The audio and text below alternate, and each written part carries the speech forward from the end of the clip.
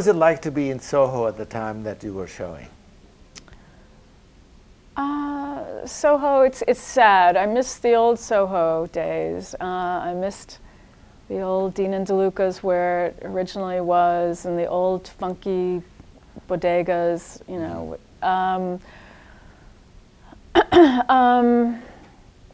Yeah, it's, what can I say? It's a whole other place now. And yeah. What was it like? What was it like?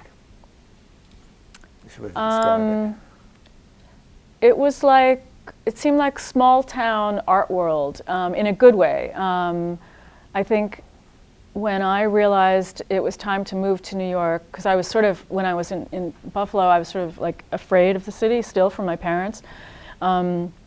This fear of it, and I didn't know it. I would come down with Robert and just sort of like, you know, I didn't know my way around or anything. And finally, on the street, on Mercer Street or something, I saw like Vito Acconci or somebody, you know, some big artist who had just been up to visit us, just walking down the street with his groceries, and I suddenly thought, wow, this is not so intimidating after all. Here's this famous, you know, celebrity, to me, a celebrity artist, just getting his groceries like it's just any old city. And I just thought, okay, maybe I could live here too. And so that's kind of what Soho, yeah, and after that I just decided, okay, I'm ready to move to New York. And you moved to where? Originally down on Fulton Street. Right. Yeah. And then you moved to? And then Fulton Street for like the first summer in a sublet, and then South Street, so even farther south. And then I was back on Fulton Street, and then, you know, like, so I've gradually gotten north from you moved uptown. I moved uptown into Soho, yeah. Okay. All right. Okay, good. Colette, you are a woman about town. You are known in New York City, you are known in Chelsea, you are known in Soho. The universe. The universe, okay. Can you tell me a little bit about how you discovered Soho?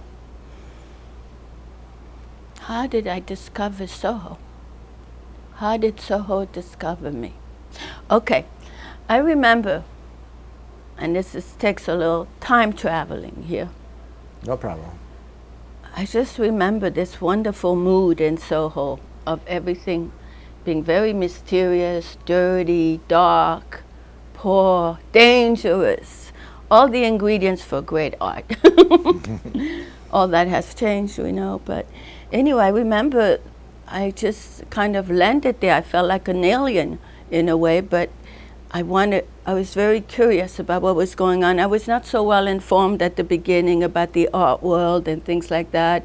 I began as a painter, but it didn't take long till I started to wonder what was going on there and look at space in a different way, you know. And it's also there that I started painting the streets anonymously. Mm-hmm. And because of that, it led me to meet very incredible people that were always in Soho at the time. I started as a painter, but very soon I kind of had this calling that art could happen outside of the canvas. And I wasn't really so well informed. But I started painting the streets, and I did it anonymously at the beginning. Mm-hmm. And this woman friend, who actually I ran into these people last night at the Jeff Koons opening, which is very interesting. Rose Hartman used to photograph me, and she apparently gave it away, you know. She wrote a gossip column after all, and she gave it away to people like Al Hansen and Willoughby Sharp. Found out that I was painting the streets, and I would go to the Spring Street bar and Finale's to hide usually, or to have a drink or whatever after it would be done. And there were the big giants, you know. There were so many at different times. I'm trying to get the timing right. But I remember Robert Smithson, Carl Andre, Richard Serra, which I found terrifying, all talking, Tony Schiavazzi, all in a table, talking loudly. And would be listening in, and I eventually ended up meeting all these people, or most of them, and actually getting to know them a little bit. Like Richard Serra, one drunk evening, 4 in the morning, followed me, and my girlfriend at the time, I think Rosalind, she was from the South. I don't know if you ever met her. And she used to be my accomplice. And she was very smart, but she talked like a dumb blonde. She was from the South, so I think Robert Smithson had other things in mind than art, but things went a different route. We walked home, and I took him to my place, and he saw this. It was like he sobered up in a second.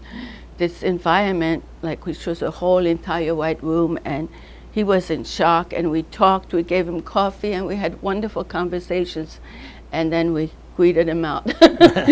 And from then on he said, well, I don't want to go talking by myself, okay? He recognized me as an important artist, and we introduced me to these very macho artists. Like, there were a whole bunch more of them, and they came from different groups. There was a Greenberg group, I remember Larry Poons, who I admired a lot, and that whole crew, and I remember Richard Haas. From these groups overlap, Neil Williams, who was all these very macho men, and he would introduce me, and even the musicians, you know, he would introduce me to Bob Newworth and Sandy Bull. And but let me ask you, when you said you painted the streets, did you work for the traffic department? No, but the police, the police found out I was doing this.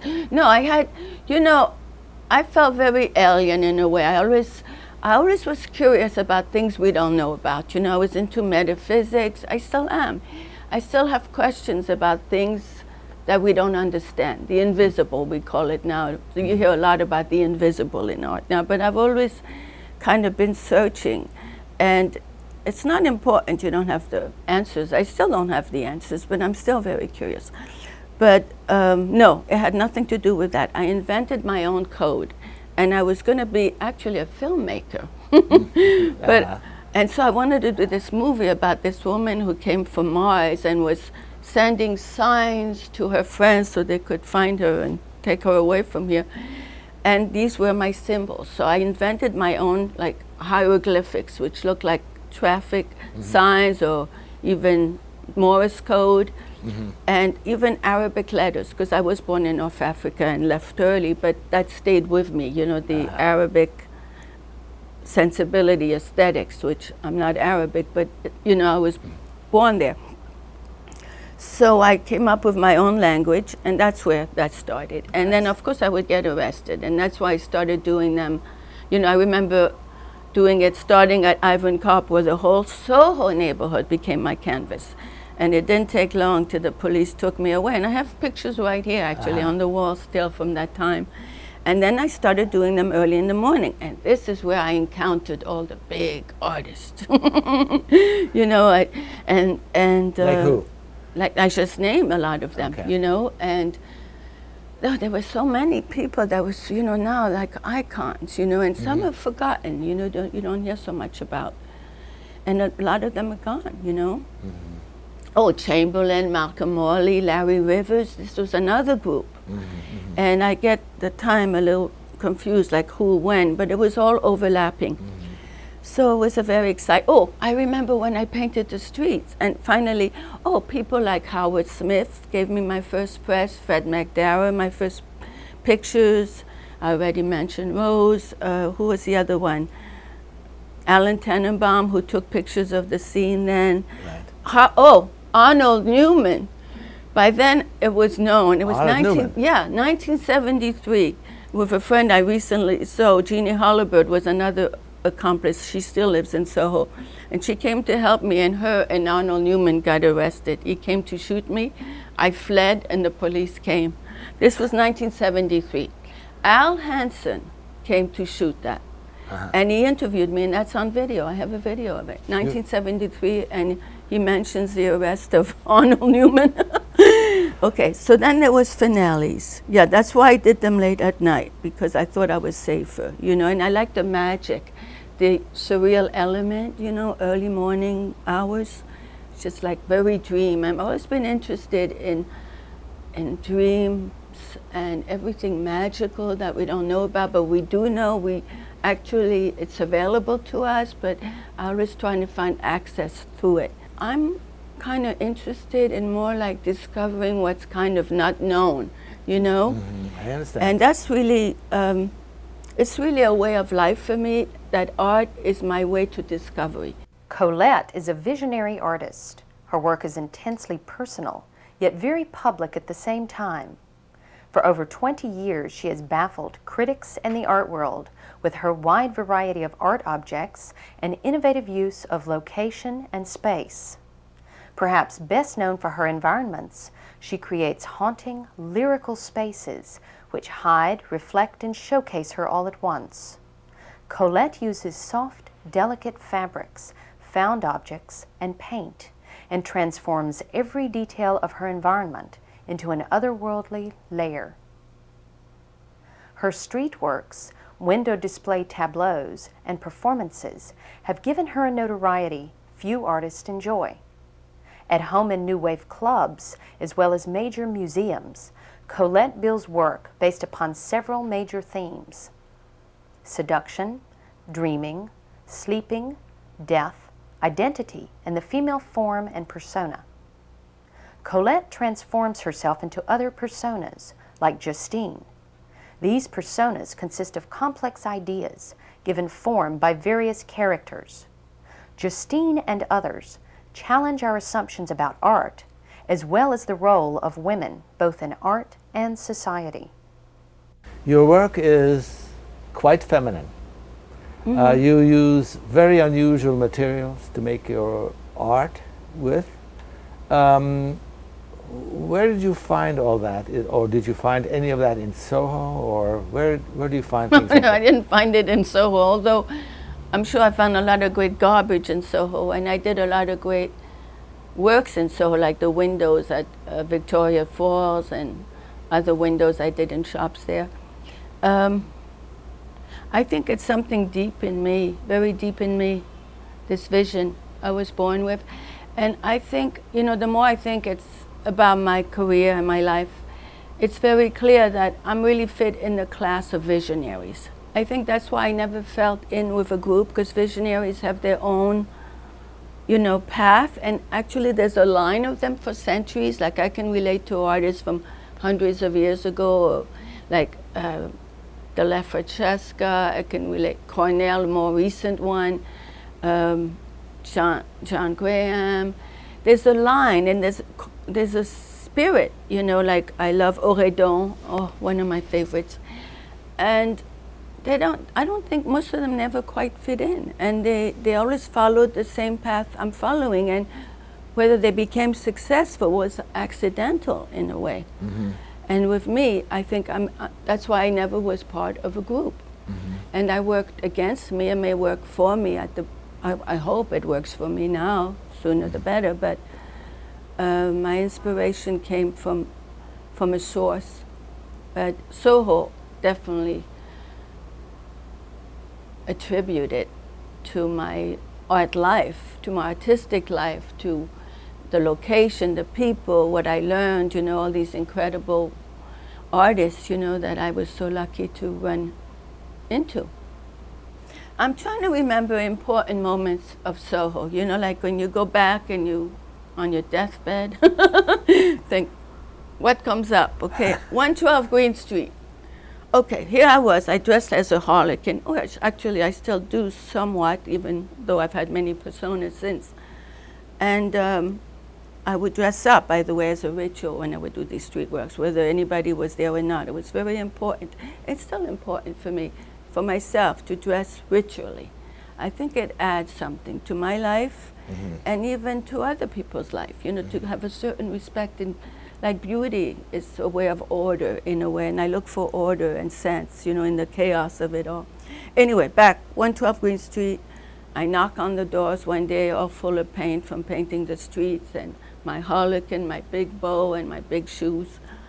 I said, I'm gonna make friends here, right? I go in there. I forgot which one of these women was there, and I said, oh, I paint the streets, I'd like to meet you all, I think we'd like each other. And they all looked at me like, whoa, who is that? What is that? And they were really very unfriendly. I walked out. I remember sitting on the sidewalk and crying. And then later, I talked to Jeffrey Liu, Yes. who owned the place, and I didn't know him then. And he said to me, you know, I remember that moment. I was there. They was just jealous. You were great. And anyway, this is many, many years later, like maybe 10 years ago at the Odeon, he said to me, anyway, Colette, just remember, you don't make art for people. People should not understand you. It's great that you never totally understood. You never want to be totally understood. And you know what? That stayed with me because in a way that's how I feel. As an artist, you want acceptance, yes, you want success, you want to be recognized, and I do, you know. And it's not that I don't want wealth. I'd love to have some wealth. No problem. Wouldn't hurt. No, it wouldn't. I'm totally okay with that. But that's not the main thing, because the main thing is to just stay ahead, you know, to start, just keep wanting to discover and manifest what you're discovering, whatever manner you can. Right. Now, you like being out at night and that nocturnal atmosphere. Late night in Soho. What did it look like? And, you know, in terms of architecture or whatever it is, and materials and whatever they had in the streets, what did it look like, and what did it feel like to be a woman walking around late at night in Soho? Was it dangerous? You know, it's interesting you say that, because from the beginning, dressing up was very much part of my essence, you know. It was very essential to me. It still is, you know. Even though Lumiere, my latest persona, is all about simplifying, you know, getting to the essence of things, because we live in a different world. But at that time, the harlequin look was very predominant, and then I became known for wearing corsets and undergarments. Yes, I'm sure this really caused a lot of stares, but I don't think, and even now that I'm very self-conscious about it, because last night I went to, you know, the Jeff's opening at the Whitney with Mike Bidlow, and it was so interesting when we left, because it was Wednesday, not the most private opening, so there were a lot of young people, and I saw how they gravitated towards us, and they weren't sure who I was, but they wanted to know who I was. The art world really began churning in the early 80s. Any particular anecdotes that you feel are interesting to you? Oh, yes. Yeah. First of all, I have to fast forward. While I'm talking to you, I'm trying to think chronologically. Early 70s. 30s? No, 70s. 80s, early 80s, late 70s. 75, pivotal. I'm known. By then, I'm friends with the conceptual artists. I'm not taken so seriously as I would like to be, but I'm showing with them. So I make friends with unknown artists, Richard Prince, Jeff Koons, friends of art critic Alan Jones. And there's a vibe there. There's a certain dialogue, but they're still like they're in punk bands. Not Jeff, of course, not Jeff, but the others. Tarot, Frank Schroeder. It was a whole group, and the Sinclair Seaman, Donald Batchelor. They're not necessarily friends, but I remember them being friends with Alan. And anyway, so those artists, I felt like I was more in control because I was more well known than they were. But still, it was still that boy-girl thing. You can't be in the band with us. So I eclipsed them all. You know, I had my band, Justine and the Victorian Bunks, which was at the beginning was a visual art band. You know, we had instruments, but we did not play. You know, and it was all about dressing up and image. You know, but then I started playing, and then I had a hit record, and it was all over the news, even though I did it as an art multiple, because I did not want to be commercial. There was something else about Soho in those days. The word commercial was a dirty word. Art dealers, any particular ones you remember, or? Art dealers has been a strange species for me. What do I remember? Oh, I remember there was John Webber. And Nina Nosé was a woman that started to look at my work early on. Orlana Heiss, Steve Weickert, you know, the clock tower, PS1. Well, that was already Tribeca, right, which was even more hidden. But these people, these women were important and dealing with art in a certain way, in different ways. Man, I remember Max Hutchinson, very nice man, but there was no way I could fit in that aesthetics, you know. Oh, Ivan Kopp, who once, I went to Ivan Kopp carrying paintings really early on. I was really a kid, way back. I think you knew me then. I was carrying these paintings with a bunch of junkies that helped me move them. And I went to Ivan Kopp and they go carry these paintings I was doing. And I showed them to Ivan Kopp. And he looked at them and he looked at everybody around me and he goes, not for me. I think you need to go uptown. Try uptown. So that was one art dealer. Well, oh, Leo Castelli, who actually later on got to see my work and was quite supportive and actually was very involved in placing my environment, the living environment, into a museum, which it never happened. But that was a whole other story, and it was not his fault. It was one of those life's mysteries. Well, there was a story, but it has nothing to do with SOHO. Yeah, Sanne Band and Castelli were two great art dealers. I really wanted to show in Sanne Band, and she came early on to see my work. She didn't show women, or very few she did. I can't remember any woman she showed, unless there were a couple. But she came to see me because she had heard about me and she was interested in art and life and Gilbert and George, you know. And she came to my environment and then she looked at Antonio and she said, how do we sell this? But you can't sell it. You can sell Boyes, you can sell me, you can sell Warhol. But anyway, that's the dealers that come to mind. She's really a source in a way.